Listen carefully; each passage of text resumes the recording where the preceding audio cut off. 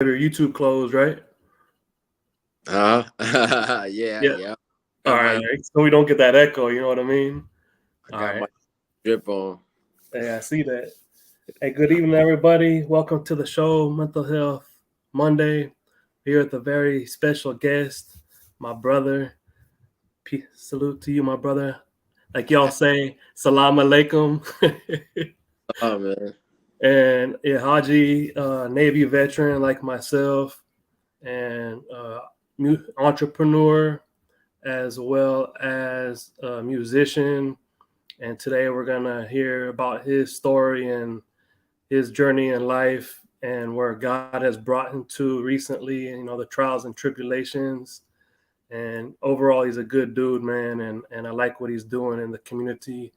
So let's go dig in a little deep and let's start off. Your name's Haji Blackstone. So my Is name that, is yeah, that's actually like my rapper name, your business name? yeah, it's a lot. It's actually my real name. Like my real name is El Haji, but it's like it's written with a D and a J, but my artist name is Haji Blackstone, obviously. And then my business is also Haji Blackstone LLC, but I do like also work with other businesses. So I'm like pretty much like co-owner of like Entreprenegro, and then I also work with my cousin with another business called Teranga Style. That's more like African wax fabric stuff that we do. Also with clothes though, and then I also help push other independent upcoming businesses like Fabi Boutique. They do like bags, like handmade bags from Africa and Madagascar. And so I just try to push, what I'm saying, small business mostly. Mm-hmm. Yeah. That's good. So we'll dig into each one of those since you mentioned them, and a few other things. So with you mentioned Taranga is how it's pronounced, right? Yeah, Teranga. All right, Teranga, well, Taranga. in my mother tongue, which is Wolof, it's a language from Senegal, West Africa. That's the land of Teranga. Teranga is like hospitality. Like you know how down south here in the United States, Mm-hmm. it's the land of hospitality. So Senegal is the land of hospitality. So Teranga style just translates to the style of, I guess, being hospitable. Makes sense, and that's awesome how you have your brand with that. So with your mother language, you're from Senegal, correct? And Yeah, Dakar, which is the capital, correct. and tell us a little bit about your upbringing growing up there, and then how you kind of transitioned here to San Diego. Okay, yeah. So, man, that's a You don't have I to got get all the details, just kind of a little bits and pieces. short story. Yeah, so I spent like the first 7 8 years in Senegal, West Africa. Then after that, I moved to Washington D.C. or more specifically Maryland. That's where I grew up at. Went to college in Canada in Montreal. Then I went back to Washington D.C. I joined the Navy in 2010. My brother recruited me at the time. I was just gonna do it for 4 years to become an American citizen. Yeah, it's fucked up. Oh, sorry, excuse my language. It's messed Hey, up. it's all good, brother. Be That that open, be yourself. that was my plan when I got into it. You know what I'm saying? My brother, he's still in to this day, matter of fact. But me, I Yeah. just 4 years because I just wanted to do business and music stuff for real. Mhm. But it was a great experience. I loved it. So I've been living here in San Diego since 2011, going on 11 years. And yeah, man, I love it here. It's great. Appreciate and salute to your brother for his service. I appreciate that. Yes, sir. And so let's touch back on Senegal real quick, then, man. So Yeah. I did a little brief history on my own of learning about Senegal. So for Okay. those who don't know, it is on Northwest Africa, correct? And it is sort of like you have the resorts, the nice beaches. It's real Tourist country. vibrant. And was that? I say it's definitely tourist country. That's good to know. And then the food, what kind of food do y'all eat out there? Like you eat a lot of fish and rice and Yeah, because we're right by the ocean, right by the Atlantic Ocean. So we're kind of like the door, you know, the front door of Africa. A lot of countries, a lot of businesses, a lot of ports. We're like the main port, so you have to go through us to get to the rest of Africa if you're Mhm. coming outside. So yeah, we eat a lot of fish, definitely. But you know, we also eat a lot of lamb. It's a Muslim, 95% based Muslim country. So we're known for jollof rice. You know, we actually just had a competition here in San Diego at Chef's SD, and it was judged by Michael Blackson. And yeah, we had like a competition between Ghana, Nigeria, and Senegal for whoever had the best jollof rice. It's like a Oh friend yeah, between like you know that's, brother countries or sister countries, and it was great. yeah, You that's should, dope. Michael Blackson, hilarious dude, man. He's a funny dude, man. yeah, yeah, it was a great moment. Yeah, I bet. So is your food like kind of a lot of spiciness over there? Would you say Yeah, a lot of spicy food? that's what we're known for, the taste. Mm-hmm. So Mm-hmm. just you bring it, your palate is ready. Yeah, but yeah, Senegalese food is real. Most of the dishes are like based around rice. We eat rice every day, but different variations. But yeah, I love it. That's all. I love food, bro. I love food and I love different cultures. That's kind of one thing that intrigued me from, being from California and being very diverse and especially being in the military. We saw a lot of the world. So, Yeah. I'm all about different cultures, man. Instead of being so enclosed into one type of, Hmm. environment, I can't do that. I can't do Yeah, it's that. crazy how just being open to just trying somebody else's food can just open the door to a whole conversation, a whole different world. Uh, oh, absolutely. It's like an icebreaker in a way. Yeah. So, Exactly. since you do music, since you are a musician, what type of music would you say is most popular in Senegal?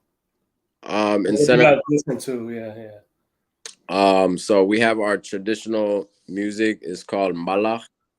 So it's like accompanied by mostly drums, like the djembe drum, and then the singers they kind of remind me of so because we come from an oral storytelling culture, so they're mostly like griots, so they singing like people's background, heritage, the family names, you know, stuff like that. But now it's the music is more modern now, so it definitely has a tempo. People are dancing. Hmm. We have So, hip hop. Senegal is well known for hip hop. It's actually one of the most dominant countries in hip hop in Africa. really, American hip hop? Yeah, No, we have hip like Senegalese hip hop yeah.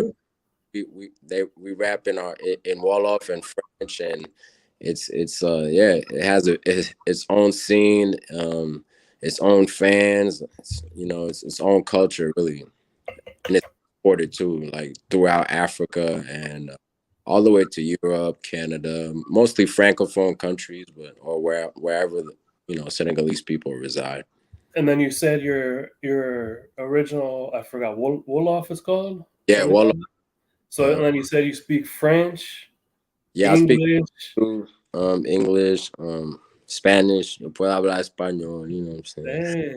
Dang, But yeah, dang. I gotta navigate. You know what? We're survivors, so we um, yeah, we're like sponges. Everywhere we go, I gotta, you know, when you're in Rome, you gotta be like the Romans, so you gotta adapt.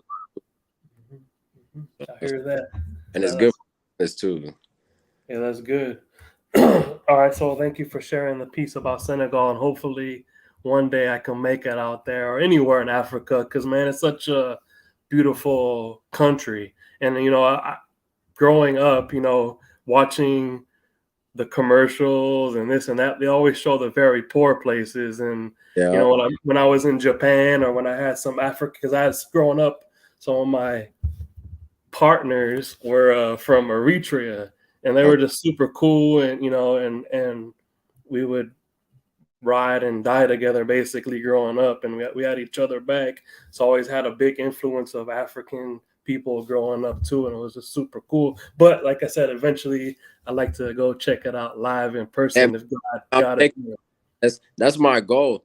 My whole goal is to be like a bridge between cultures because I am so many different things at once. So that's my goal to like, that's why like I work with like African products and work with American products, go back and forth. And I want to do the same thing with people as well, transfer the culture that way. Because there's so many things to see out here in Senegal, and the same way my people come see stuff here, I would like my friends over here to go see over there.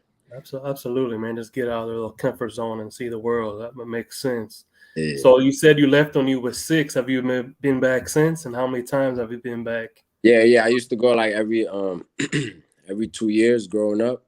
I used to go every 2 years back on vacation. The prayer call because it's Ramadan right now. So like, but yeah, I used to go every 2 years, and then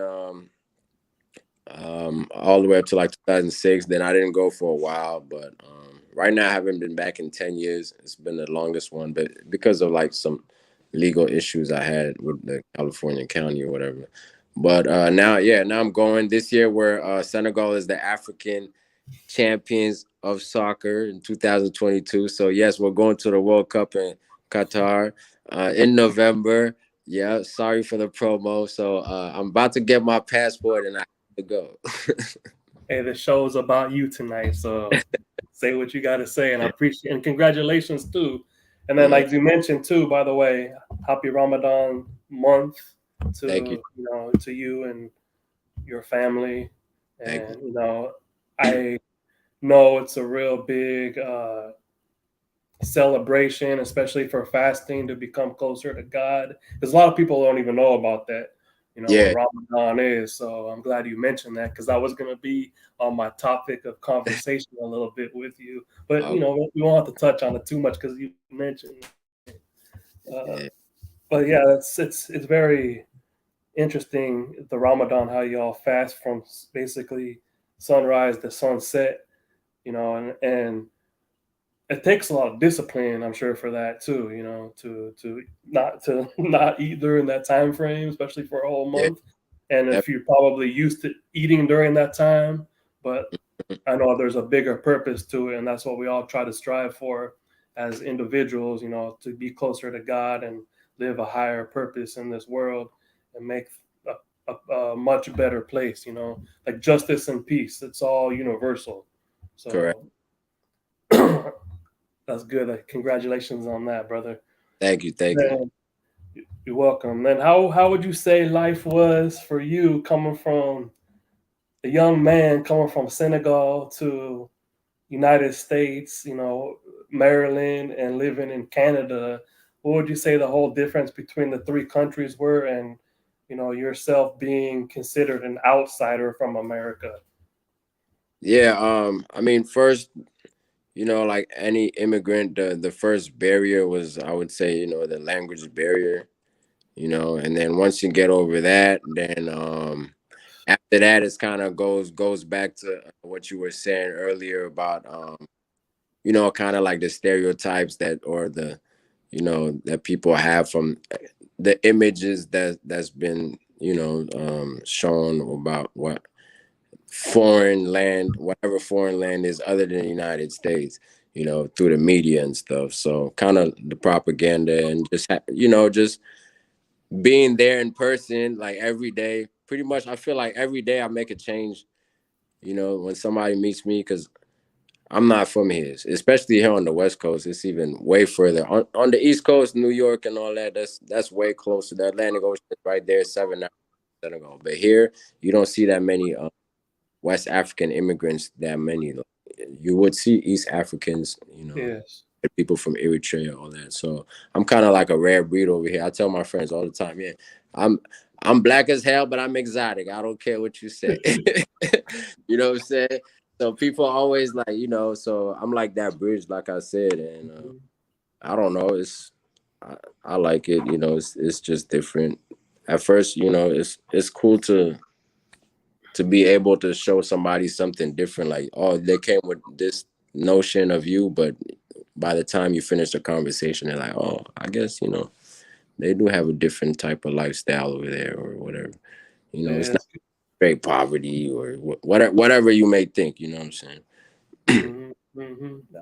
I agree with you, man. And it's good that you sharing, that knowledge with others to help them along on their journey and become a better person, Yeah, and yeah, exposed. And sharing all those different cultures with, because you have African culture in you, you have a little bit of Canada, you have that East Coast swag, bringing it to the West. yeah, You know what I yeah. mean?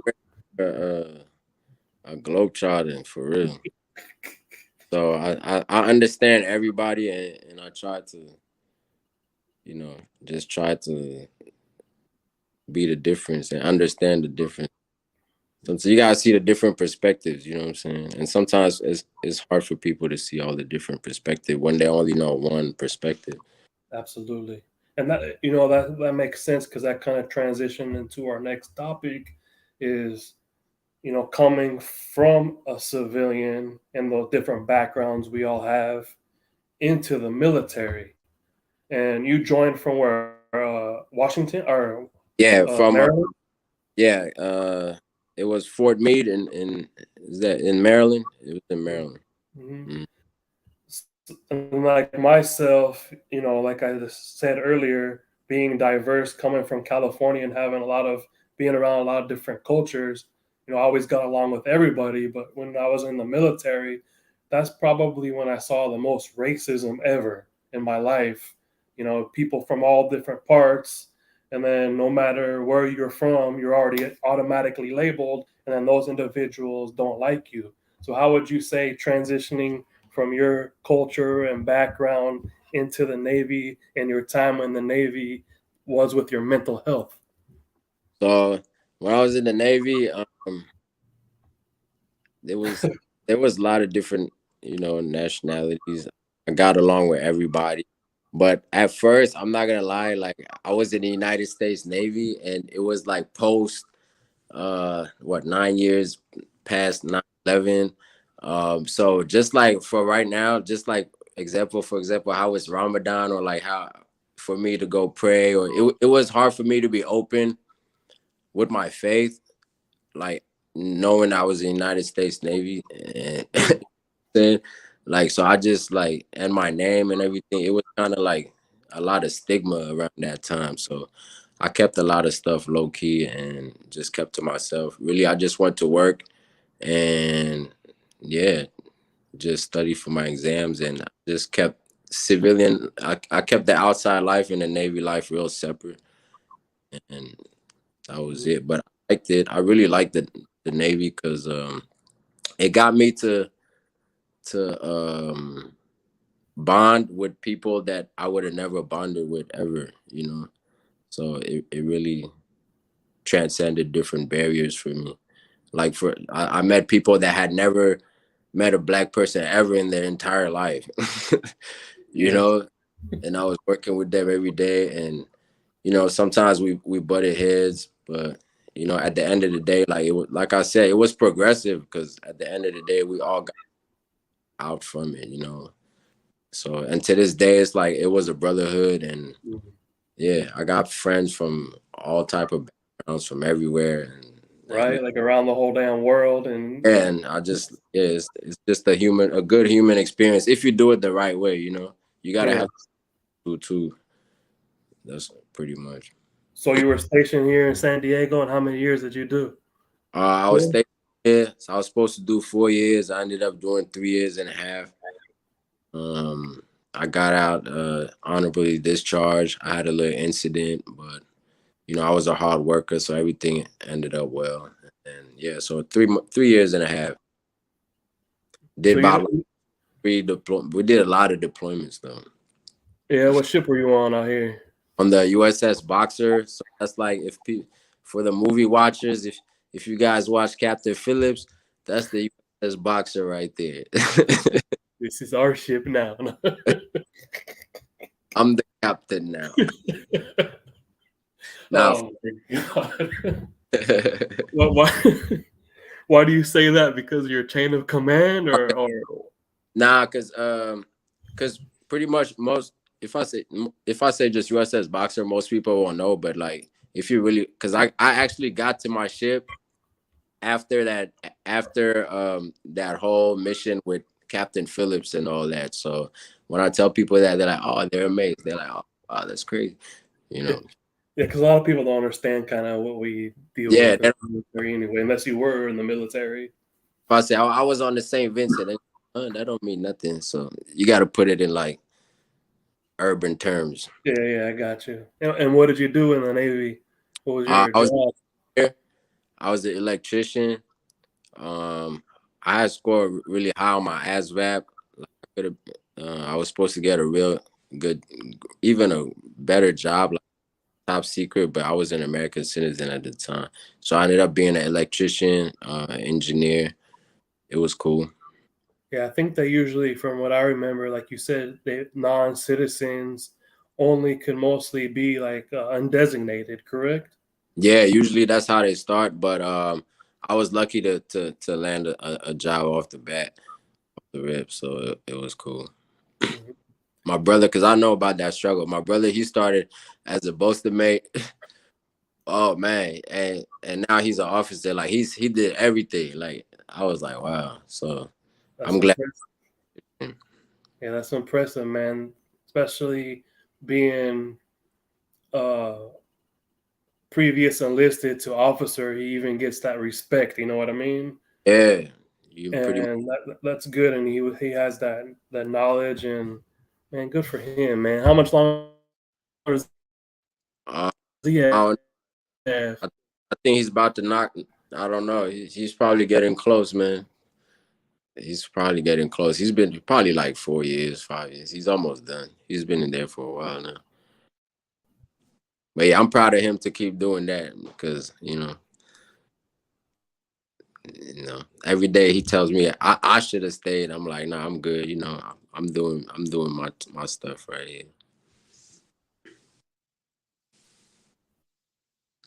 Mhm. So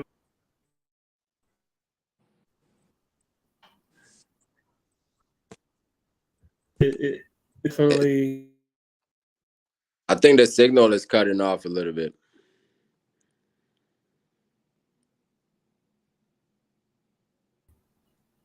yeah, I see that. The Oh, heck? back. All right, my bad. Yeah, there we go. Yeah, we're good now. But I think for me, the biggest challenge I probably had in the military, like you said, I loved it, the diversification. I was a hard worker,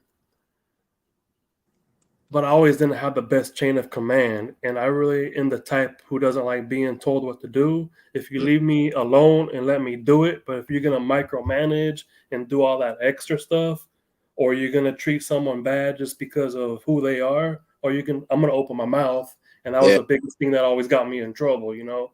So like I wanted to make it a career, but a lot of people in the military and that politics couldn't make it a career, and that's why that's gave me like really bad PTSD and what the different things I saw, and oh my God. But anyway, that's why I'm kind of glad I'm doing what I'm doing now, because I got to meet individuals like yourself and other like-minded people and help them to, like you said, I'm like a hub basically for people through those different challenges to point them in the right directions or get connected to the right people, and eliminate all that unnecessary nonsense, because that starts piling up on people. And if you had not you, but in general, might have had a bad experience, I can kind of relate to people, or growing up how I grew up, I can relate to certain people too more than right. others. And I feel like you said earlier, it's a survival technique, because part of my family is from, like you said, Roman Empire. So I know how to survive and get along with people. And that's like a blessing in itself, to be able to get along with so many people and see things from so many different angles, and then start attacking those angles and then helping the individual to rise up. Man, it's a blessing, bro. And Yeah, I like how you mentioned the fact that it is true that in the military, for the people that are in it, like there is definitely a lot of stress also involved that comes with it, and a lot of stuff that takes a toll on your mental just from being in the military. That that most people that aren't in it, like they would take it lightly or just kind of like joke about it, because you don't understand the realities day in and day out. And most people in the military don't even speak about it because most you're not going to talk about those realities to somebody that doesn't really understand. You know what I'm saying? Mhm. Especially Mhm. while it, and even more when you get out of it. So I think that's also one thing that forms a brotherhood between people in the veterans and in the community, because they understand, like, without even talking about it, they understand. Okay, yeah, I understand what you've been through too. It's all good. Especially here in San Diego, such a big military, population. Yeah, So it makes it that much easier to have that brotherhood with each other, because like when we were at each other next to the beach, you yeah, heard us talking, and then we automatically got along because different things we had in common, yeah. and, You share and like similar paths, so similar yeah, struggle. Like if people that you struggle with on the field, it's different. Like, for example, you can have a friend, but if there's a friend that you can have an everyday friend, and then there's that friend that you guys struggle together on the field, like automatically that's a bond forever. Like, it's different. absolutely, absolutely.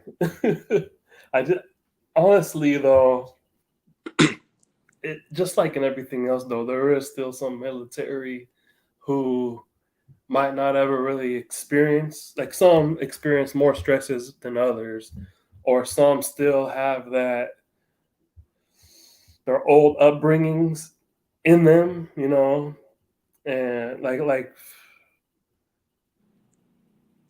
I met people from down south on either side who were white, like people call it white, Yeah. Caucasian, Mm. or black, white who grew up only in white neighborhoods, or black folk who grew up in black neighborhood and might not have even seen, other, like you said, other race, unless it was like in a movie or TV.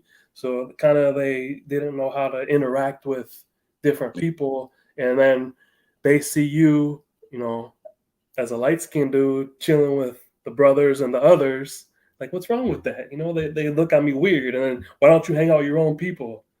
Like people will seriously tell me that, and I'm like, well, I'm from California. We're different out here. You know what I mean? And then Yeah. also too, just being from California, I was talking to my partner about this the other day, who I was in the Navy with.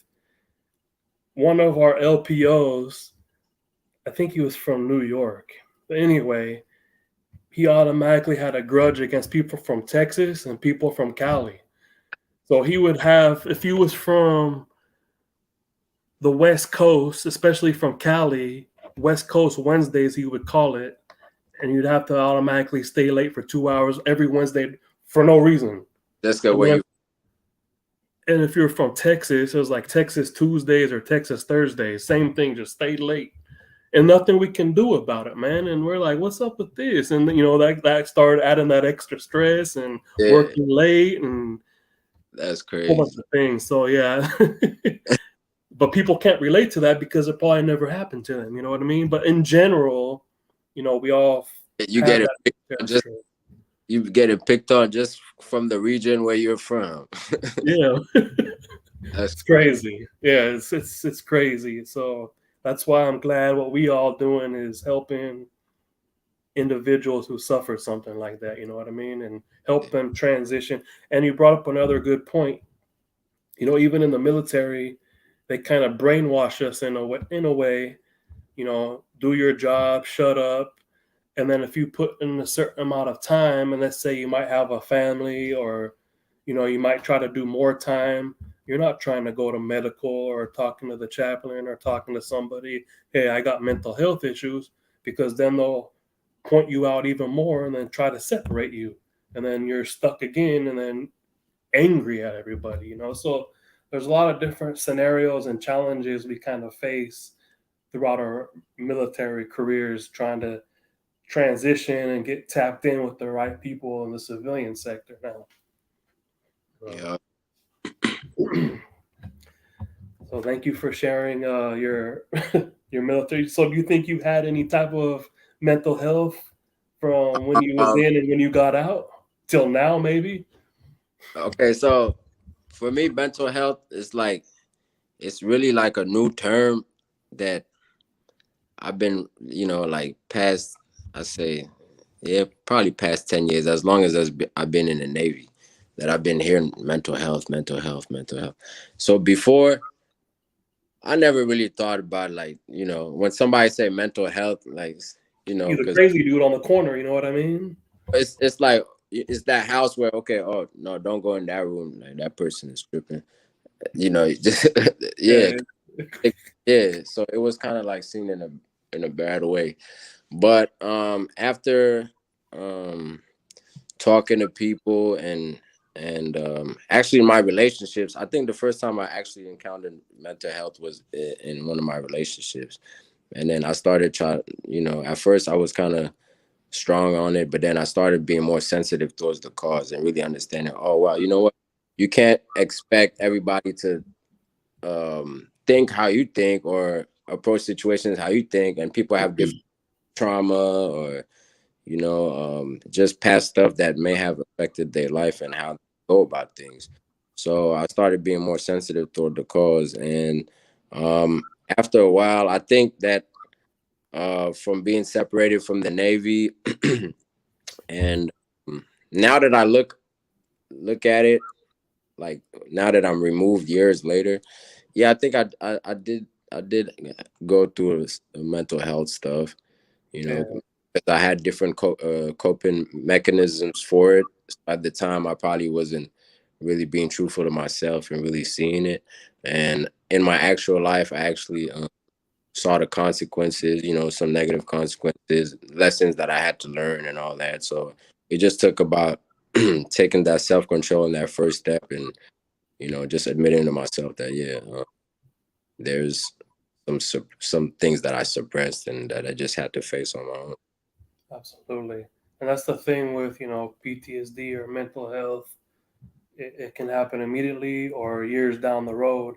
And kind of, I'm similar to you.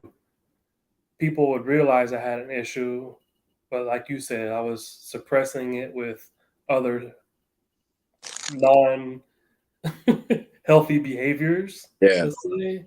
And that kind of led to other behaviors and put me in a real bad mental state yeah, and not living our higher purpose, man. And that's a horrible feeling to live in. I never knew, like you said, never knew what the hell mental health was. And now it's become more relevant lately and people are talking about it more. So I think it's really good for people our generation and younger because I think most old folks, they're kind of already set in their ways for the most part already. when I grew up, like nobody taught me about mental health, or I Get didn't, over it. Yeah. you Get know. over it, right? But after a while, like when I look at my own life, like, but it also takes power to be able to step outside your own body and have that out of body experience and start looking at all the different scenarios and be like, okay, these triggers, it's the same triggers that keep happening. So it can't be the problem. I got to be part of the problem. You know what I'm saying? Hmm. Hmm. Yeah, I After, got you. as that comes with experience too. So, yeah, And then getting connected to mentors or the right people too kind of helps to progress in your life and realize those other mistakes that we made. It says in the different books, nobody's perfect. So, but we try to strive as to be that way as we can, yeah, by looking at ourselves first, and then mm, once we're able to help ourselves first, you know, help the next man or woman. You know what I yeah. mean? And I had to help from like people in the community actually, like, not that I was seeking for help, but it just came with it, just as from being a veteran and being associated with different people and taking classes and talking, having discussions, and just getting the opportunity to walk through different doors and just even just situations like this, just back and forth talk, that just helps air out some certain things. Absolutely. I like how you said that, man. Share your story because you never know who you can help. I Yeah, like that, bro. it certainly brings clarity. Amen to that. Absolutely. All right. So thank you for sharing kind of your first, I don't know, 22 years of life, I would say, possibly. Yeah, I guess. Yeah. So after the military, you kind of stated and touched on different things you did. But let's start tapping in now because I'm sure a bigger influence that helps you personally with your mental health is, being an entrepreneur, like you stated, your music, probably your family, spending time with your children. Uh, I don't know what else, probably like sports. So let's first tap into music. So you stated your name's Haji Blackstone LLC, and from what you told me when we met at the beach that day, you do hip hop and you do like dance hall, reggae, and so what who were some of your influences maybe growing up as a child? Did a lot of it come from growing up in Africa, hearing those different sounds on the beat, or on the drums and the what is it? I wrote this note down. Voila. The kora, the kora. Okay. Okay. Okay. Yeah, that's a great instrument. Yeah. Yeah. So do you think that played a big influence on you growing up of liking those types of music? First of all, Yeah, definitely. Like, my country is like really musically inclined.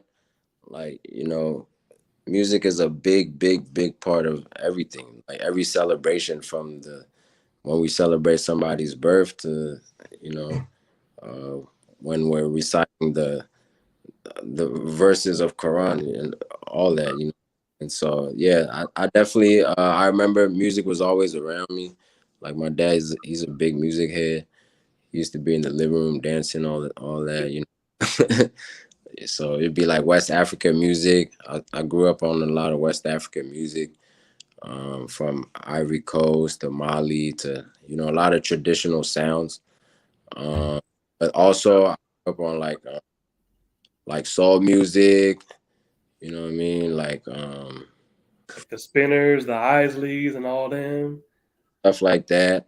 Yeah. But also like old music, like Bob Dylan, Paul Simon, like yeah, Well diverse, brother.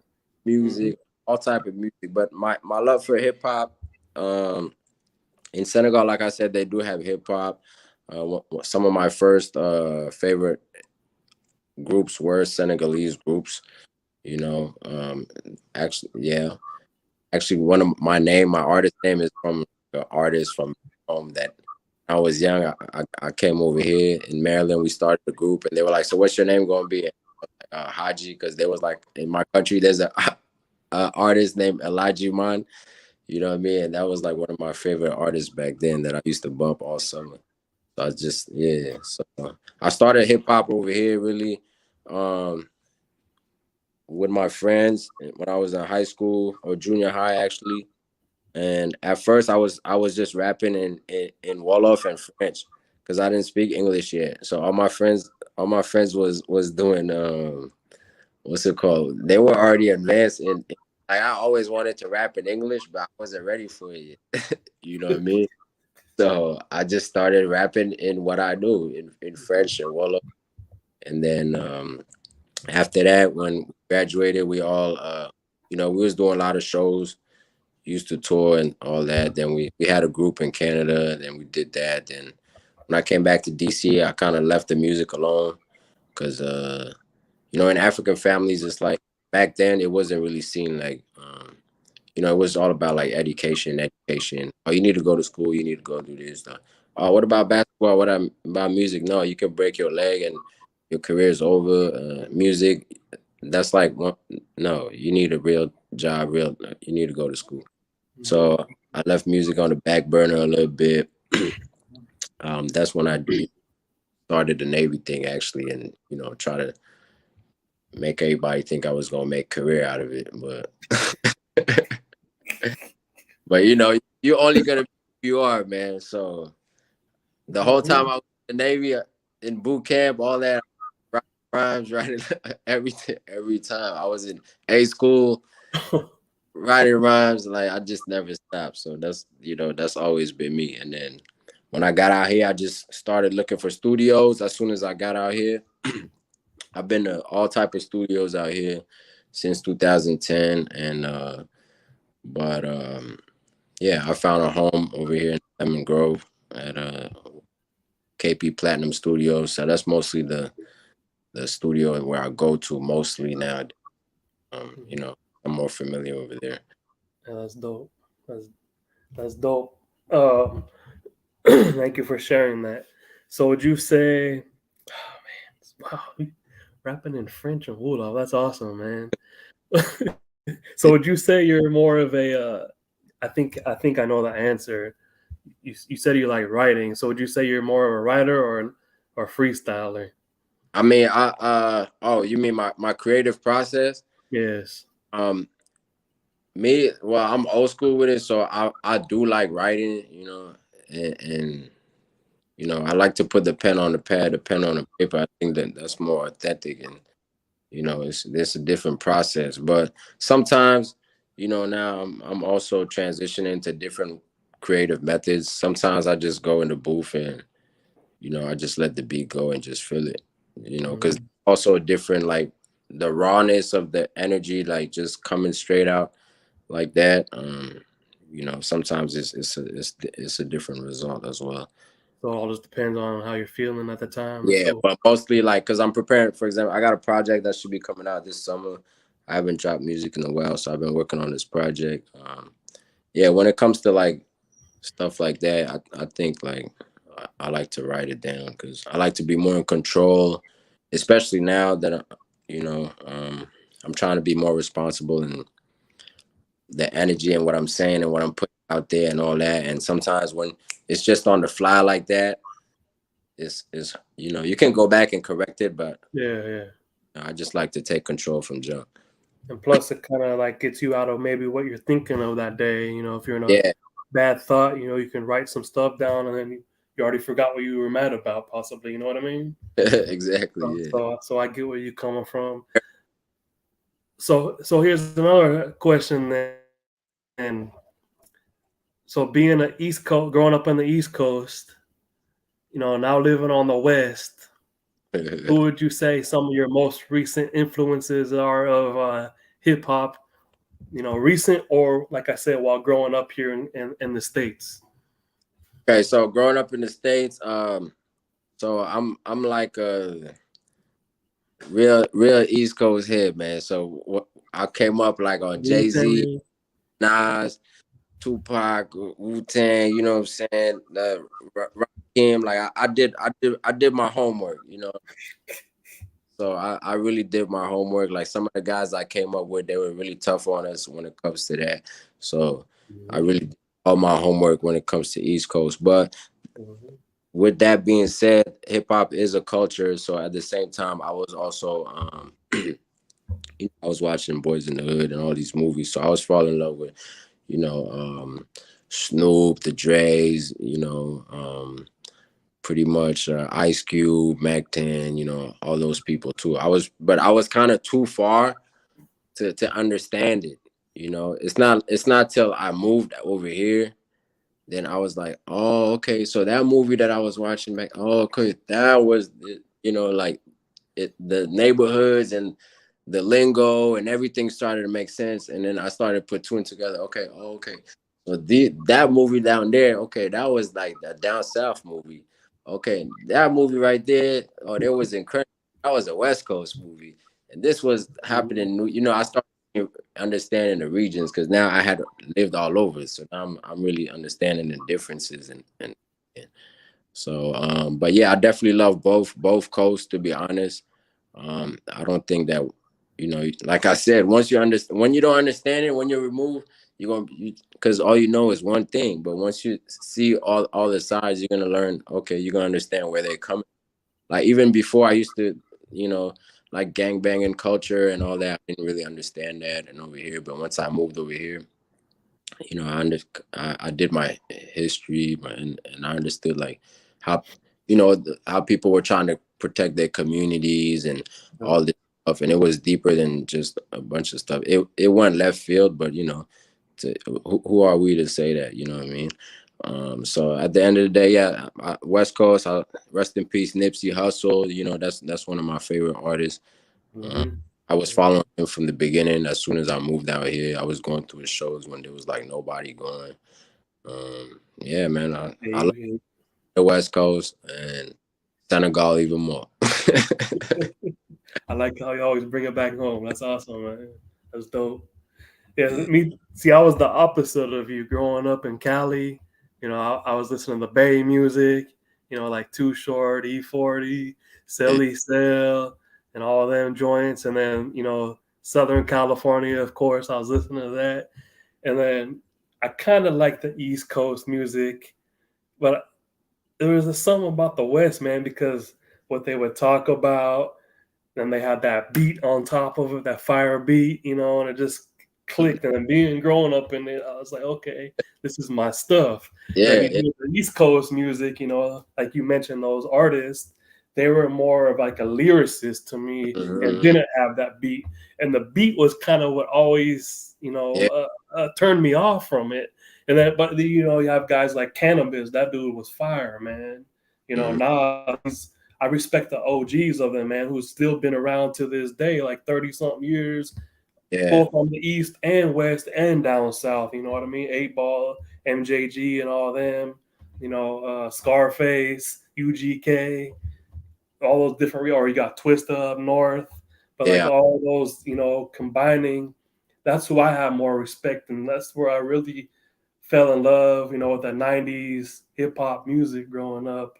Yeah, And, you know, then I saw, with what Tupac was doing here when he died when I was like 15, when All Eyes on Me came out. That was probably one of my favorite, everyone's probably yeah, favorite album that ever came out. And then you had this little stuff come out after, after ooh, he passed away. And the only one lately, like you mentioned, man, who in this era of hip hop, the only one who can come close to that was Nip, man. That dude was like on a whole nother level thought process and mm, uplifting people. Like he said, this new generation's Tupac, and how they took him out, man, and like it was weird. I was talking to my partners out here who was a Navy dude too. mhm. When because I've been following him since like '09 too, when he first came out, all of his Right. different albums. But I said, especially when a lot of people never even heard of Nip, but until his last one, Victory Lap, came out. So this dude was from Alabama. He only been out here like out of the Navy and in the Navy for like 6 years. So he's like, Bro. yeah, I really want to know who Nipsey is. I said, listen to this, and I was playing it for him, and we was just like talking about the music and stuff. And I said, dude, I bet you someone's gonna take him out because he's putting too much positive music into the environment. And you know how this nation is. They Wow. don't want to see those types of demographic of people uplifting and being Yeah. positive. And then next Mhm. thing you know, like 2 years later, they took him out, bro.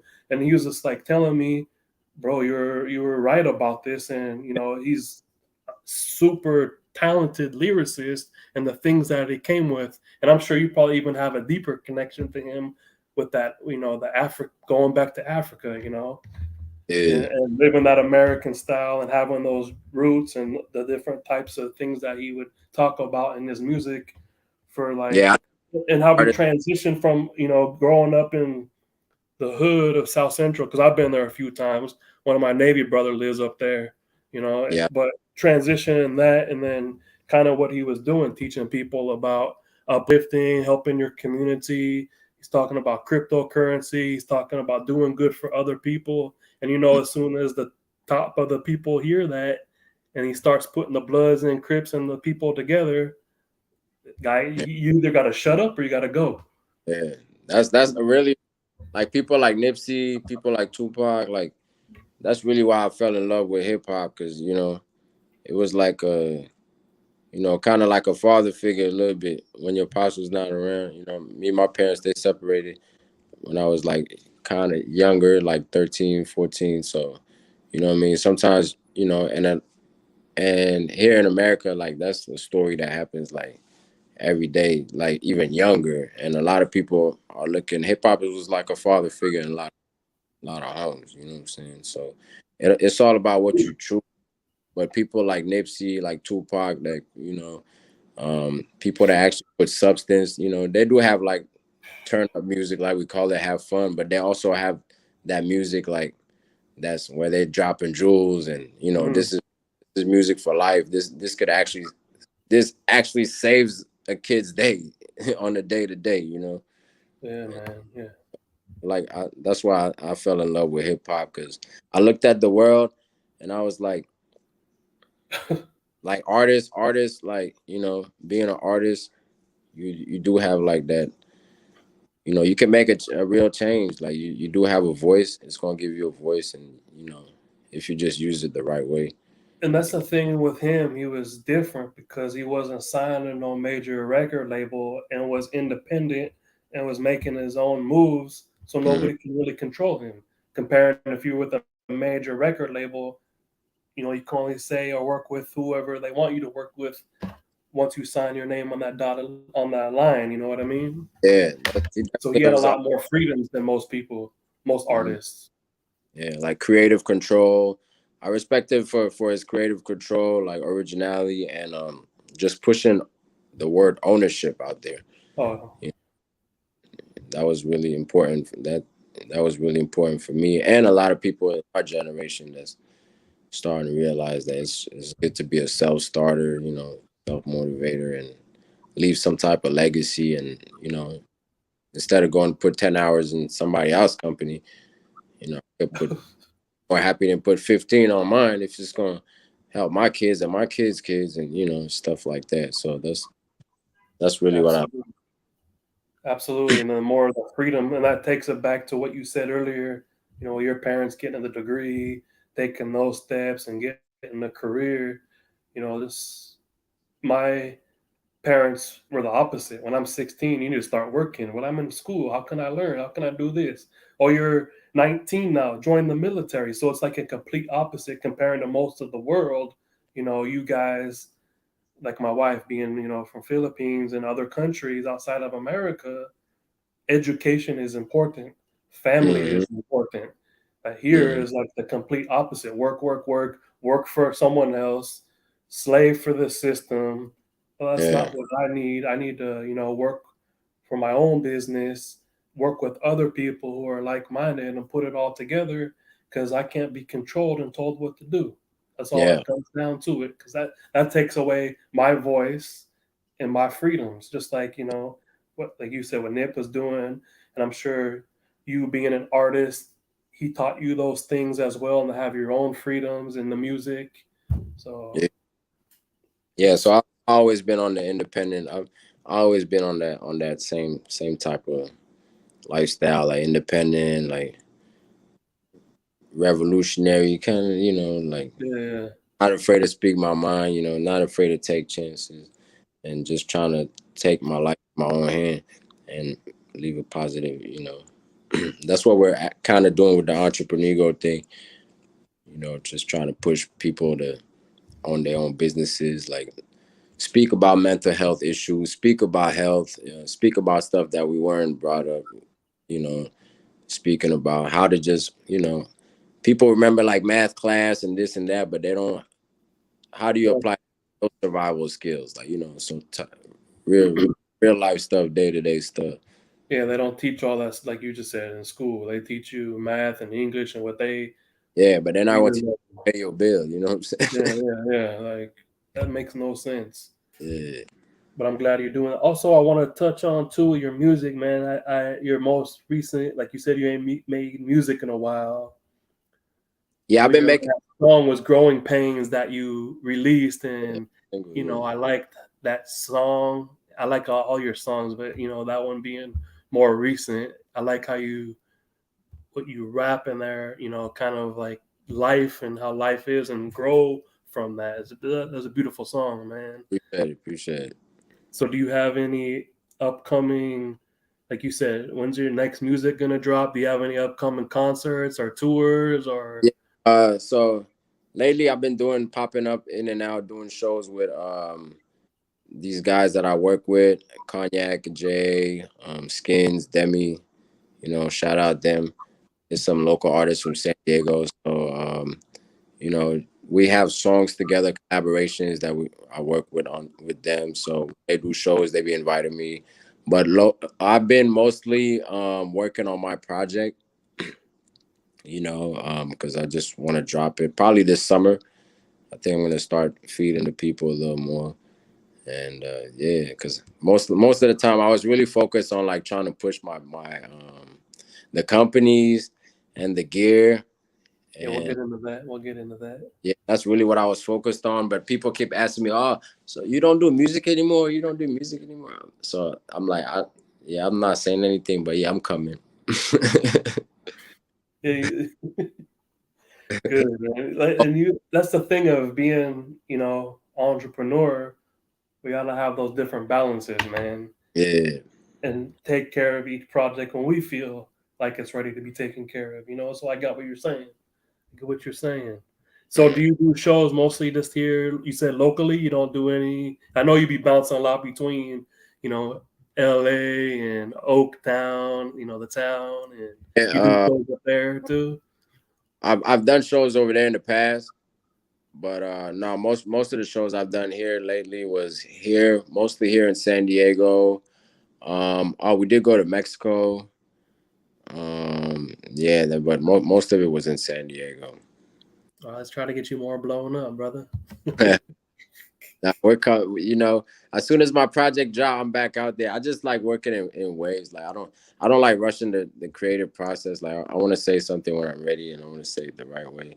Mhm. And yeah, I'm not trying to also follow. Because San Diego is different. You know, like I said, I'm an artist that like I do live here in San Diego, but I have to look bigger and further than San Diego because my style is not necessarily a San Diego style, and my audience is not even necessarily you know, I have a bigger audience probably outside of San Diego than in San Diego. So I'm really here. I have to yeah, I have to impose myself and make people, oh, okay, there's something different. Okay, yeah, different vibes, you know, because there's certain tempos like that I'm bringing is people are not used to it. Like Afrobeat, I remember I was doing Afrobeat like 2017. Now 2022, fast forward, Afrobeat is the biggest thing now. Really? Yeah, you know what I mean? Like I don't know if yeah, so it's just like people got to get used to certain sounds and Yeah. just different culture. So as the world is merging more and more and more, now it's making more sense for an artist like me to start coming out. You know, but before it would like kind of go like over the head because Yeah. sometimes Yeah. That makes sense. Kind of like here, you know, where we live, there's a big Latino population, so I get it. Because you know, I was talking to some of my friends, my son's friends. You know, I said, "Hey, have you ever heard of Haji?" No, I haven't heard of him, but they know who like some of the local rappers are, yeah. and you know, but a big influence in their culture is like reggaeton or yeah, like reggaeton and stuff. So it's kind of similar in a way Hmm. with the reggae hall and the reggaeton. It's very similar. So I see how it took some time to start building because reggaeton only been popular for within the last 10 years, probably 5 years. Yeah, I'm not like sure. go to those Latin American countries, like those artists have been huge, like you know. But now nowadays, wherever you go, everywhere you go, they're playing. What this guy name? Daddy Yankee or what? Daddy, Anuel, like Yeah, yeah, yeah, all them guys, man. yeah, Every it's like that is the song. Like if you go to an NBA game, they trust me, they're gonna play some. some reggaeton, some Afrobeat, some that song. Everything is more multicultural now, and it's beautiful thing. Oh, absolutely, man. Music, and that's the thing with music. Like you said with food, music is a big icebreaker too. Because if you can talk about music all day with people, and that's how you really get to know people too, man. And Yeah. this is a beautiful feeling. Like, cause I've music throughout the years too has really helped me, to kind of come back down in peace and Hmm. and get away from the problems in a way, Hmm. And lately, since I became closer to God, I started listening to, a lot more like Christian rap or reggae, and Hmm. not just the gangster rap all the time, because I need to get those different vibrations, in my positive vibrations in my head, and not think negative. Because if I'm hearing, oh, I'm gonna go kill this bee and do this and that, I might think that, and then the subconscious takes over, and you might end up doing that. You know what I mean? That's And exactly. yeah, go ahead. No, I said that's true. That's exactly where I was getting at, and that's why I really took the time to, you know, like my story is real. It's real. If you've been through it, you're gonna be able to relate. But at the same time, like I don't want to. I want to watch what I put out in the universe, and also like I don't want to just also, like you said, always vibrate at a low frequency. Like I want to rap to my higher conscious sometimes. You know what I mean? And being able to put something out there because it's cool to have a song like that's gonna stick. Okay, you're gonna make everybody dance today, Friday, Saturday, but I want a song like 10 years from now, somebody they be like, oh, you know what, we're gonna. This song said something. Let's break it down. Did you hear what he said in that first verse? Hmm. You know what I'm saying? like, Hmm. like that. Like you got songs that'll make it to university classes. Then you got songs that you just gonna dance 1 2 days. That ain't nothing wrong with that too. But Yeah, yeah. I'm a person of substance. You know what I mean? Hmm. Yeah.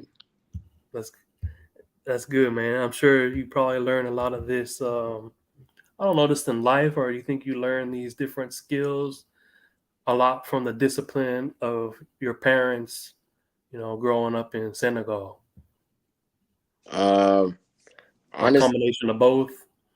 yeah. I think just like yeah, everything and just experience, just day to day life experience, and definitely like yeah, my background and people are always stressing education. Like I love to learn.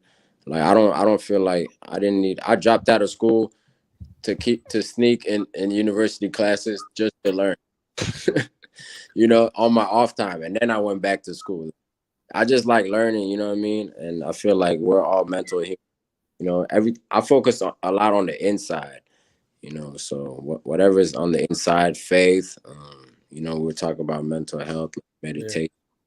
Um, I try to watch what I absorb, and like you said, like it is important to we have to get to that stage to start deciphering. Okay, it's cool what they're saying, but how long are we gonna listen to this? You know what I'm saying? Like, what is it bringing you? Nothing. Hmm. And then you're gonna complain about what's going on outside, but it's a direct correlation between, like you said, the music and the lifestyle and this and that. And so at some point, it's like how long people are hypocrite at the same time. So it's like if you really want to change, then you gotta start changing by yourself. So that's why I'm starting to be harder on myself, and I have kids too, so I have to start watching what I say on the mic. Yeah, because they're gonna be. Yeah, yeah, I get you. Because Yeah. that's because people be telling me like, man, you don't drink, you don't do this, you don't do that, you don't really cuss. Well, if you would have known me about 5+ years ago, you wouldn't be saying these things. But like, I had to set not the example growing, even in front of my children. I hardly ever cussed in front of them. You know what I Mm, mean?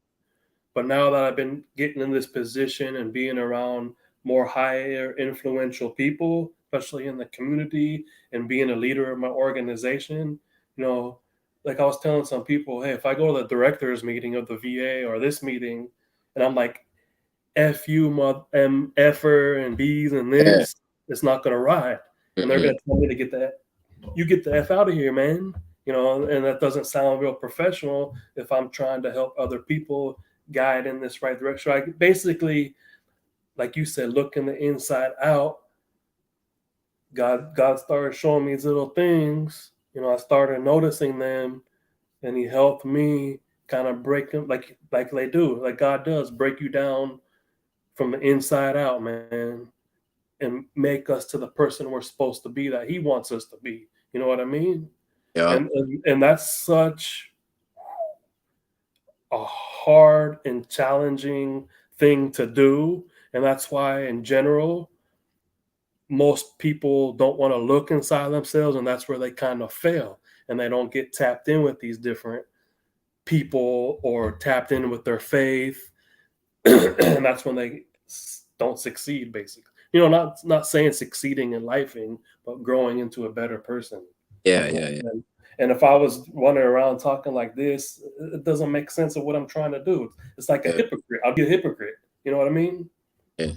And Definitely. I feel a lot better doing that now, of Mm-hmm. changing a lot of things about myself to be a better person. You know, my vocabulary, everything, the way I'm dressing now. Of Yeah, course, I yeah, still, even down to the music, man. Like I stated, pretty much almost everything I've changed in a way for the better, and I'm mm-hmm. very happy with that. And in our conversation we had the other day, a lot of friends and family who were once there for you, because you leveled up basically. You had to leave them behind, and they don't support you anymore. And that's a hard thing to do too, because I'm real big on, I consider the brotherhood, my family. Mm-hmm. I'm a huge Raider fan, but I toned it down on the sports. I consider them a family. My brothers, I consider them a family. But Yeah, I had to step away from that, to better myself. And then the only one who I see, besides some strangers who I met at the beach or met somewhere else, but the only one who really stuck by my side and the one who dealt with most of my crap throughout my craziness, dealing with my mental health. My wife's still with me after all these years of married for almost 20 years, and my children are still there for me. yeah. And that really made me start thinking, like, man, like, I thank God every day I got a real one, who stuck by me through thick and thin, Hey, ride or die. And everything I try to do now, instead of chasing the females or going to the club or doing all these extras that doesn't make me grow as a person, I changed all that, man. And that's what we need to start doing more for not just our community, I feel, but like you mentioned, being an ambassador to the world, man. You know what I mean? Showing that you can do it too, and we can't reach everyone. But it's yeah. planting those little seeds, bro. It's planting those little seeds. Reach one, teach one. Mm-hmm. Mm-hmm. Mm-hmm. Yeah, that's the only way. We're all humans. You know what I mean? But like, we all rub off each other too. So all it takes is like one person to do a kind act, and then next thing you know, oh, that goes a long way. Then the next person might be inspired by go, but it could go either way. That also goes negative too. Somebody might see okay, well, Will Smith slapped Chris Rock. Well, oh, it's going to be a spike in slaps this year. That now all of a sudden, because they somebody, so it could go either way. Follow the trend. I got you. Oh man, thank you for sharing. Sorry we got a little off topic, but it related to the music. Man. Because it feels more like a conversation. You know, Mm-hmm. Mm-hmm. I listen to a lot of like podcasts or that. So I'm not gonna say feel like drink champs or nothing like that. You know what I'm saying? We're not drinking that. Thank God. Taking them shots. Like it feels more like conversation, not like because some interviews that you go, they just drill you. You know what I'm saying? And you don't feel that connection with the person and all that. So I I, appreciate having me. Man. No, I think speaking of drink champs, since you mentioned that, the last real authentic one that I saw was right before DMX passed. Uh, That one was a good one because I was a big DMX fan too. yeah. Mm, But that's when they were like real. They were just real on that, not wanting to get faded, like super yeah, faded. that was too Real much. conversation. Yeah, Yeah, so I like that. I like that interview they did with I like him. that too. Yeah, you like that one too?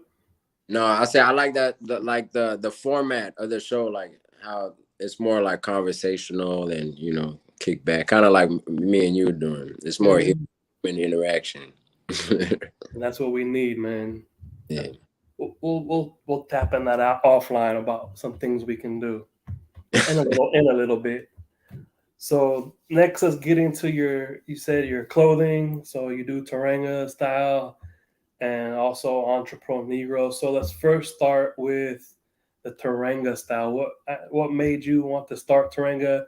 Where do you sell that clothing line at? Where can people get that? So Let us Teranga know about that. Teranga is like a collaboration. It's pretty much my cousin.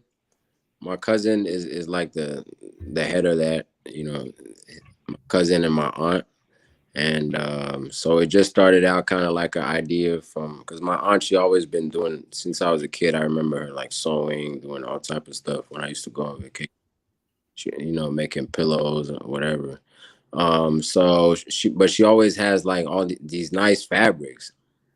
She collects fabrics from all over Africa, I guess. So me and my cousin, we just started getting with her, and then started making different clothes. And then he came up with the idea with the Teranga style and all that. And so I just support him, because that's my cousin. And uh, as a felt like I wanted to represent to transfer culture once again, and I saw that okay when I go to these shows, then after the show, like I have an opportunity to have my own merch and something that represents me. So I said, okay, I'm just gonna start pushing merch, and because that's just another way where I can bring influence and kind of like show, I could speak without even speaking. Like sometimes the song long way too, but sometimes just the shirt or just the colors of the shirt kind of brings a whole different vibe. And then product also outweighs talent at the end of the day. Like Master P says, that's one of my, I like Master P. He's a real big Hey, entrepreneur for a long time.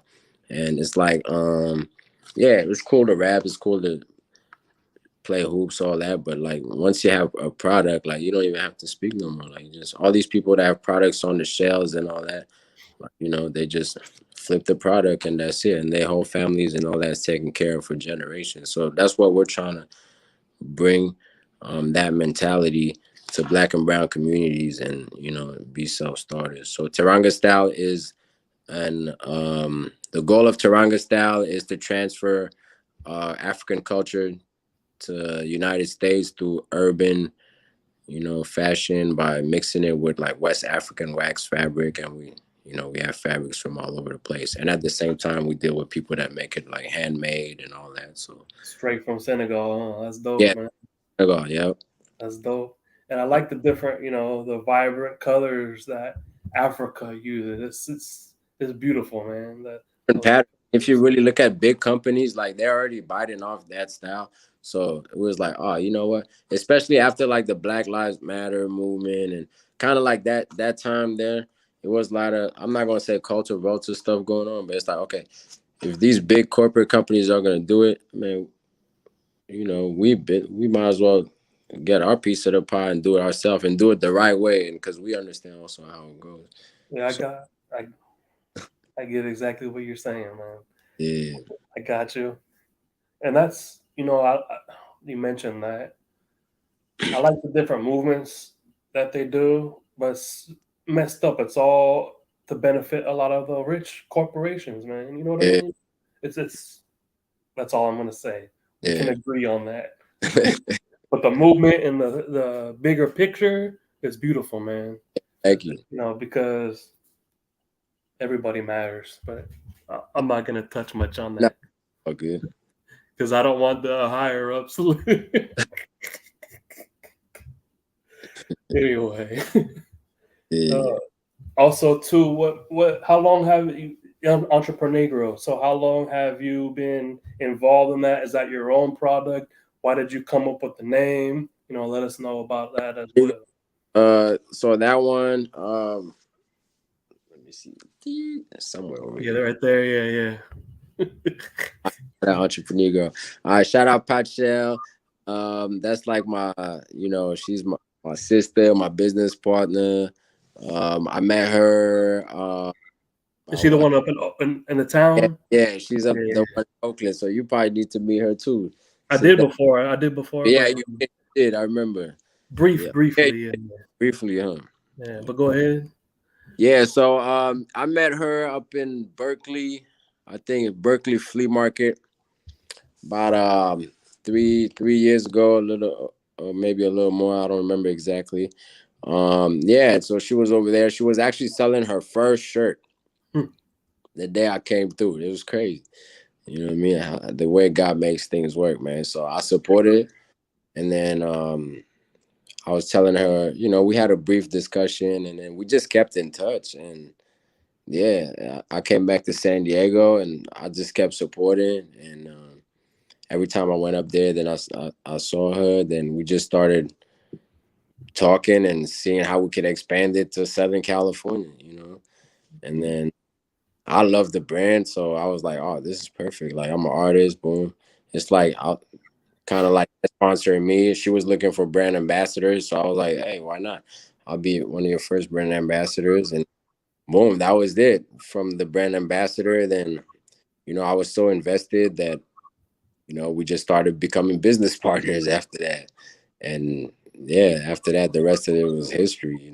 Yeah, Um, we had a couple of hiccups along the way, like maybe one or two, but that's just anything it happens. Yeah, yeah. growing in business. But our relationship is stronger than ever.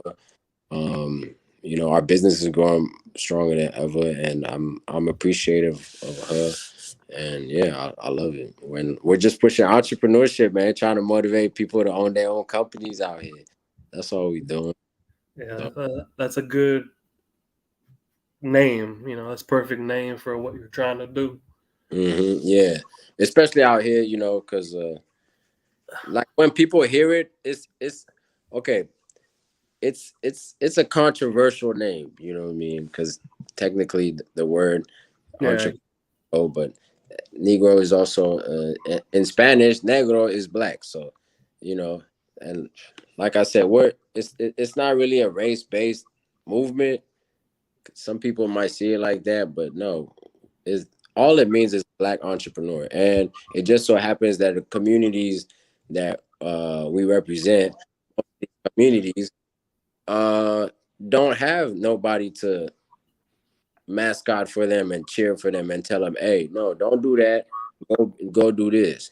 Go be an entrepreneur and all that. So that's what we're just trying to help most of the companies that need help, communities that need help to stay aware and wake up and be like, hey, you know what?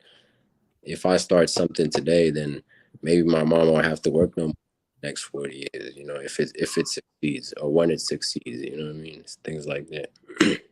I like the movement you're doing with Entrepreneur as well as Thank you. everything, man. Everything that you're doing to help uplift the community is beautiful, bro. It's inspiring to see what you were doing that day we met in the beach, all the way to certain things you post on the Yeah, on the IG, and it's the overall the spirited person that you are, man. I'm glad, like you said, through God, all things work together, man, and yeah, for real. and that's how we feel we got to attack the community from these different angles because because I can say, in these meetings I do in a corporate level, even though I don't consider myself corporate, Yeah, but I have to, I guess. But they really don't care. They really don't care.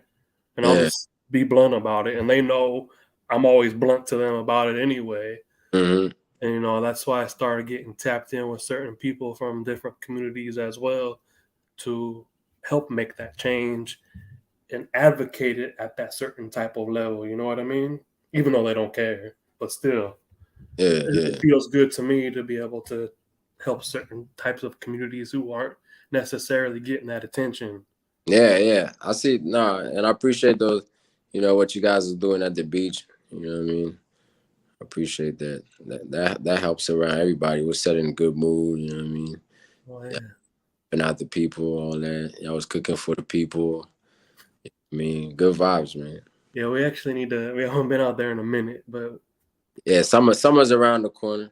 yeah, we've been busy on some other things, trying to get some things moving and grants, and that way I feel that's a more pressing need to be able to help the community more than Mm. just selling some links and dogs. But it's still Yeah, cool yeah, to be out there, with the people and be in the have a good time, man. Be in the sun and seeing the ocean and just vibing out with all the people walking by, man. It's cool. yeah. I haven't But been there in a while. yeah. Like you said, summer coming. Hey, matter of fact, I think Tuesday, Wednesday, Thursday is gonna be like 90 degrees here. Yeah, it's. I was saying summer is coming for the potential viewers. The fourth season, it's summer all day over here. Yeah, we're definitely blessed here in San Diego. Sure. Thank you. So with everything, kind of what you're doing, people you're tapped in, people I'm tapped in with. Once we start getting a little more funding, man, we're gonna let's do some more damage in San Diego and outside of the community. You know what I mean? Oh, yeah, most definitely. And that's the thing I've been noticing too. Like with what I've been doing these last few years, and getting listening to other VAs and the chairmans and what they talk about, and Hmm. just seeing things in general. Like, I don't watch TV anymore, but before, like California, especially San Diego, we basically are advanced comparing to the rest of the United States as well as the world. You know what I mean? Not, of course, there's a lot, but we have a lot more further advantage. Yeah, there's definitely certain opportunities when you start looking in the right places that you wouldn't find other places. Sounds good. So, like I said, we'll tap in offline a little bit, about some other projects in the near future we can tap into too to No problem. help the outside communities. You know what I mean? All right. I think that would be dope. Cool. Uh, and lastly, you know, what words of wisdom do you have for the potential viewers? Um. So since we're talking about spoke about everything, but mostly I know your show is like centered also around mental health, and I think like just to hold the faith, man. I think it's real important. I'm not in my life. I think when I look around, most people that have faith, like true faith, I think those are the people that you know balance and keep a good head on his shoulders and keep a smile and what I mean, like have a good day and just roll with the punches. And I think faith is real important. So just find your faith. And faith doesn't. I don't know what faith means to you or to anybody else, but just find something that's gonna help you get centered, whatever it is. If you gotta run every day 10 miles, if you gotta meditate, if you gotta play the guitar, if you gotta play chess, if you gotta take a walk, whatever it is. But yeah, I think having faith is key to everything. Absolutely, especially with all these distractions they put in front of our faces. You know what I mean? It can throw us off balance real quick, and to get tapped in with certain people like that as well. So I appreciate you sharing those words of wisdom. And last but not least, where if people want to link up with you, maybe with music or buy some merch or you know Yeah. tap in with you, where can they reach you at? So all my music is on all platforms under Haji Blackstone. So that's HAJJI Blackstone. Check it out right here. Haji Blackstone. I'm ready for you. Don't trip. So that's all platforms. You will find my videos and audios and my upcoming music that's about to drop. My Instagram is really like mostly the only social media that I use. So everything is on Instagram. It's Haji Blackstone LLC, um, spelled the same way, HAJJI Blackstone LLC, all in one word. For the Entrepreneur merch, you could check it out at entrepreneur.biz. So www.entrepreneur.biz. We also have Instagram, Entrepreneur756, Teranga style as well. But if you go to my Instagram, pretty much everything is in the bio. You'll find everything. If not, just DM me or whatever. Solid, bro. And I appreciate you for joining the show and sharing a little bit about who you are and you know the different challenges that you face to hopefully help that one person. That one person. Let me put my finger here. For and let's link up again sometime soon, bro. I sure, yeah. appreciate you. And you Nope. have a blessed day. I Hey, you love too. you, man. Be easy. All right. Have a good. Viewers, appreciate you guys, potential viewers. And don't forget to show my brother Haji some love and support his music, his merch, and it's about helping the community out, man, and helping this brother out, man, because he's like I said, he a good spiritual minded individual. Thank you, man. Thank you for having me. I appreciate you, man. Looking forward to work together in the future too. For sure, for sure. All right, my man. Have a good one. All right, you too. Late.